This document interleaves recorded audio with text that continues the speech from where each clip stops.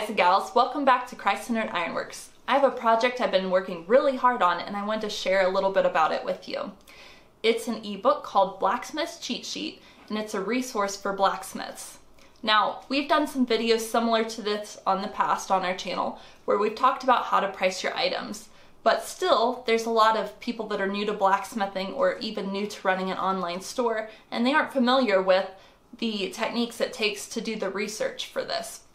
So I've compiled a list of 50 different hand-forged items that are currently selling. They're top sellers on different marketplaces, whether it's Etsy, Amazon, or maybe even just starting your own website.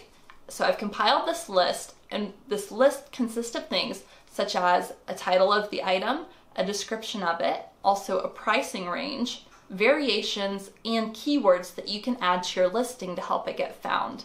Now, I've put dozens of hours of work into doing this research, and I really believe it's going to be a huge resource out there for anybody who chooses to take advantage of it.